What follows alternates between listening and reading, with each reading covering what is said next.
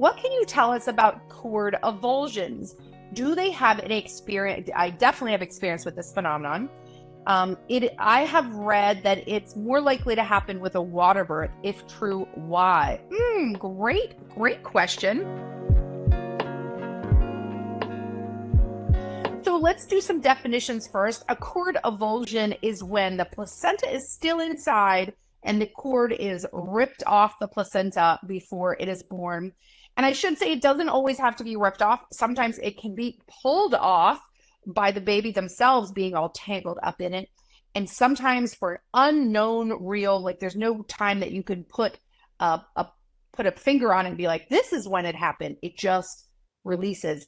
And certainly it's a midwife and doctor's kind of worst nightmare, because then we don't have as clear ability to guide the placenta out and or help go get it if we need to. So a cord avulsion does happen usually because of a cord anomaly. And so like a lateral or a velamentous insertion makes a weak spot where the cord meets the placenta, and then it is easy to come off. And obviously that is quite alarming for anyone that is there. It can be alarming for the birther as well. So your question is, do you have an experience? Yes, I do. I have read that it's more likely to happen in water birth. You know, I don't know that statistic, but I believe it could be true, mostly because of the lack of super tactile awareness of where the cord is in a water birth. Remember, birther's bottom is at the bottom of the tub. Cord is coming up to baby. Maybe baby's lifted too hard. Maybe mom moves in such a way. I would believe that's possible, but I don't think that the water itself has anything to do with it. I think the mechanics of being a birthing body in water is what would increase that likelihood. It definitely is increased with reproductive technology pregnancies. So we know that cord avulsions and velamentous insertions and even vasa previas are more common with reproductive technology pregnancies. And I think the biggest takeaway for community-based midwives is like, don't mess with the cord. You know, like we need to mostly respect that the body can deliver the placenta without any assistance.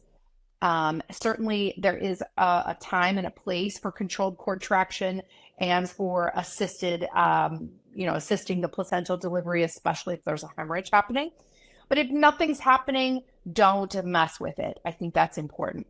The other main reason that we would end up with a cord avulsion is because we have a retained placenta. There's some kind of placenta accreta, increta, or procreta that is not allowing the placenta to be expelled. And so even if we pull on the cord is the weakest space, so that will relieve.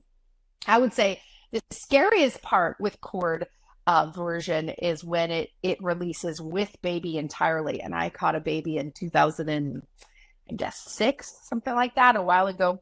I caught a baby pretty far in the woods, away from services, because that's where they lived.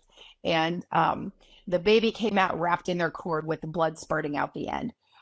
So that is a scary moment too. And so we always have to have curved hemostats nearby in case we have to emergency clamp a cord that has come off accidentally.